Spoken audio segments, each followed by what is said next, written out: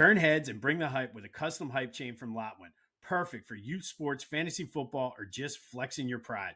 Go to Lotwin.com, use the promo code TCCPOD for 10% off your order. That's Lotwin.com, promo code TCCPOD for 10% off. Get your custom hype chain and get hype with Lotwin.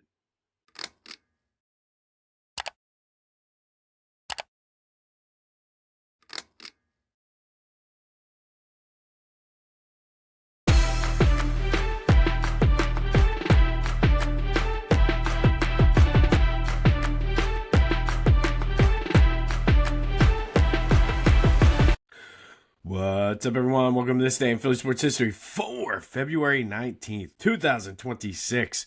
I'm your host, Jim Montgomery.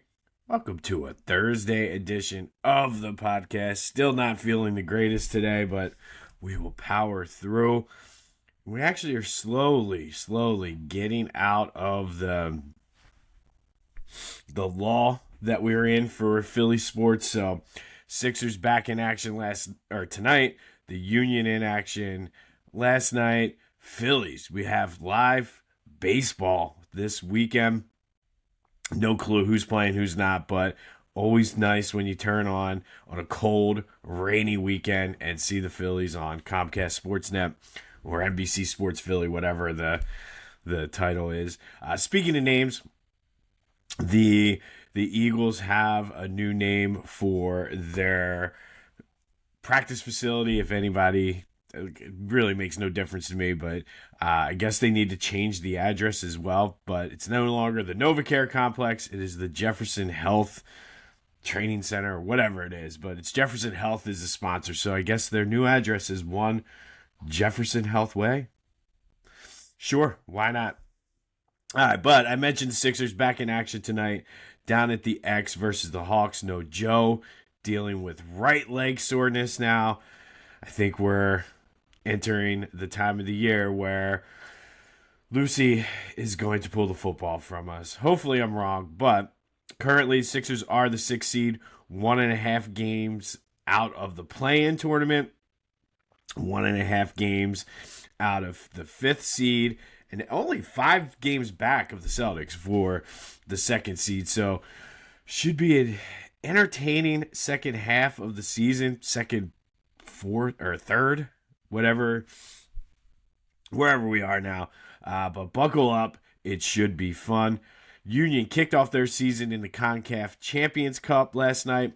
Leg 1 of their series versus Defender Force was all Union, 5-0. Bruno Damiani scored 2 goals as the Union looked dominant, overmatched, far superior team, and did exactly what they should do. They open up MLS play on Saturday down in D.C., and then they play leg 2 of this, I guess, series is what it's called in soccer. Still honing in and working on my soccer lingo, but that will be next Thursday night. All right, yesterday's trivia question, we talked about 50 goal scorers for the Flyers. John LeClair's done it 3 times. Bill Barber once. Rick McLeish, who we talked about doing it yesterday.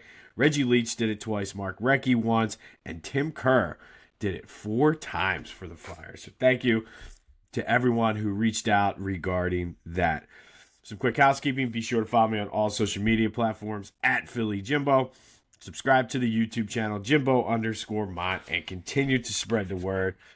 And I just want to address the guys on, the guy on TikTok who was commented really with 3 question marks on our Black History Month Forged in Philly spotlight on Rasheed Wallace the other day.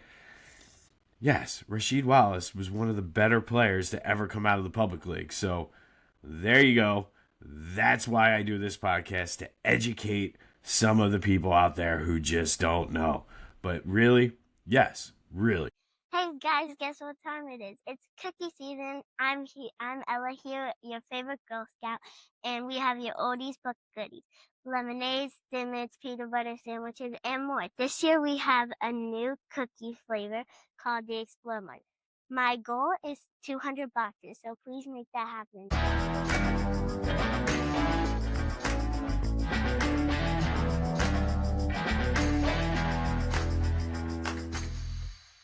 going to buy cookies anyway, so why not buy them from me? All right, February 18th. First, we're going to go back to 1980. And on this day in 1980, the Flyers traveled to Denver to take on the Rockies. What? And left with an 8-6 loss. Ken Linsman had 2 goals and 2 assists, but the story was Flyers rookie goaltender Pete Peters, who up until that point had been outstanding. Not so much out in the mile-high altitude in Denver, gave up 7 goals on 25 shots, suffering the first loss of the season, snapping a 27-game unbeaten streak. He ended up going that season 29-5-5, made the All-Star, splitting time with the other goalie for the Flyers, Phil Meyer. That, if you remember, that was the season the Flyers had the 35-game unbeaten streak. But Pete Peters was absolutely outstanding up until this game out in Denver, winning 27-game unbeaten streak, which, ironically enough, is not the longest of his career. He had a 31-game unbeaten streak a few years later when he was playing for the Boston Bruins. But Flyers did end up losing in the Stanley Cup that year. And you know I like to do this, especially with hockey.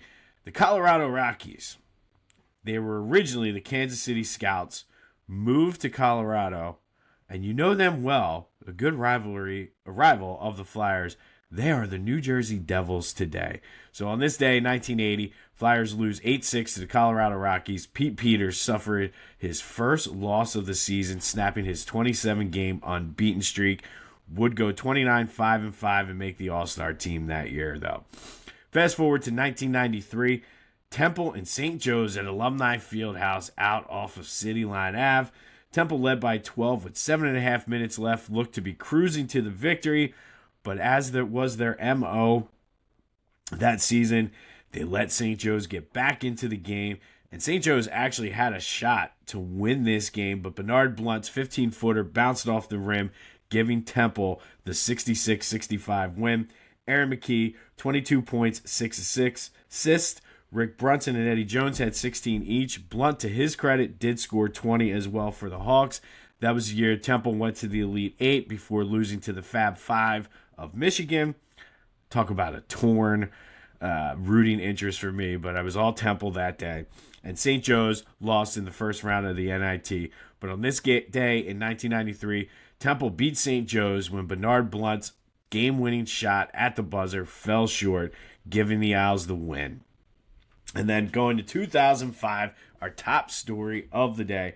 It was Bernard Hopkins, 40-year-old Bernard Hopkins versus Howard Eastman for the undisputed middleweight title at the Staples Center out in L.A. Hopkins just dominated pretty much the entire way, winning by unanimous decision. It was his 20th consecutive successful title defense of that middleweight title, tying Larry Holmes on the consecutive win streak. He would lose his next 2 fights, both to Jermaine Taylor, before jumping up in weight class to become a light heavyweight, eventually setting up that big match between, well, too late of a match between he and Roy Jones Jr. But on this day in 2005, Bernard Hopkins successfully defended his middleweight title for the 20th consecutive time, tying Larry Holmes on the all-time list. But that does lead us to today's trivia question. Going to do a little boxing. Who holds the record for most consecutive title defenses at any weight class? Hit me up on the Back to the Future voice and text line 267-495-8531, or go to the Discord channel. It's one of the links there in the description. All right, it is Thursday. That means it's time for a little Throwback Thursday, brought to you by Philly Goat. Go to phillygoat.com for all of your Philly sports apparel needs. Use the promo code Jim Montgomery to take 10% off of your order. And today, mentioned this slightly earlier in the week, but we're going to take a look at the Philadelphia Bobbies. They were a women's professional baseball team from Philly, named for the bob hairstyle that women wore during that time in the 20s. They were formed in 1922. We talked about Edith Houghton, who was their star shortstop, and this is where we mentioned it, became the first woman baseball scout when the Phillies hired her in the 40s. Now, Edith's story is pretty cool. She started playing for the Bobbies at 10 years old, and that's how good she was. The Bobbies, though, traveled across the country, barnstorming, playing men's team, trying to bring awareness to women's sports, showing that women could do whatever they want. 1925, they even had an international tour where they toured Japan to play. Pretty cool story right here. One of a couple women's professional teams from this area. The Dolly Vardens, we've talked about them on here before for another one. But the Philadelphia Bobbies women's professional baseball team will go around and beat men's teams, by the way, led by Edith Houghton, who was 10 years old when she started playing shortstop for the Bobbies. That is today's Throwback Thursday, brought to you by Philly Goat. Go to phillygoat.com. Use that promo code Jim Montgomery to take 10% off of your order. And then finally today, our Black History Month Spotlight, forged in Philly. Hopefully the haters aren't out today on this one. But we're going to talk about Kyle Lowry, North Philly native, Cardinal Doherty graduate, Villanova graduate, went to a Final Four in Nova.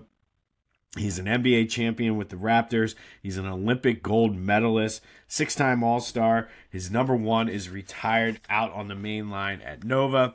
And today kind of serves in a dual role, sort of a Sixers player coach almost. Not officially a coach, but I'm sure Nick Nurse leans on him a lot today. But Kyle is tough. He's a leader. He's gritty. He does all of those little things, puts the team first, and that's what makes him very well. He is Philly basketball, a Philly basketball player at his core, and he's forged by Philly to do whatever it takes to win, even if nobody notices. I do have to say, I think he might be one of the more underrated guys to ever come out of the public league, or the Catholic League, but out of Philadelphia. So Kyle Lowry, today's Black History Month Spotlight, forged in Philly, Cardinal Doherty, Villanova, and now getting to finish out his career with the Sixers. One of the best to come out of the city. So Kyle, we salute you today. On this day in 2005, Bernard Hopkins beat Howard Eastman by unanimous decision out in LA to successfully defend his middleweight title for the 20th time, tying him with Larry Holmes on the all-time list. And the trivia question, obviously, who holds the top spot for consecutive title defenses at any weight class? On this day in 1993, Temple beat St. Joe's out at Alumni Fieldhouse when a St. Joe's buzzer beater by Bernard Blunt fell short off the rim, giving the Owls the win. And in 1980, Flyers lose to the Colorado Rockies 8-6. Rookie goalie Pete Peters with his first loss of the season, snapping a 27-game unbeaten streak. All right, we will actually have some sports updates tomorrow. We got Sixers. Hopefully we have some updates and kind of get to know whether who's going to play, who's not going to play. I've never been looking more forward to a spring training season to start than I am this year. Because ultimately I want to see what the young kids can do. Who's going to step up and shock? Does Aiden Miller have a chance? Is Justin Crawford the guy? JT had a lot of good things to say about Andrew Painter the other day. Is he ready to kind of step in and fill in that Ranger Suarez role? Lots of questions, but I can't wait because once baseball starts, that means the weather's going to start getting warmer. This has been This Day in Philly Sports History for February 19th, 2026. My name's Jim Montgomery. Oh, and I wanted to mention this with the Sixers too. On Tuesday, former Sixers coach Doug Moe passed away. Doug was sort of like a footnote in Sixers history. It was here for a short time. However, got a pretty raw deal, if you ask me. Was hired before the 92 season, of course, or for the 92 season. But of course, that's when the Sixers traded away Charles Barkley.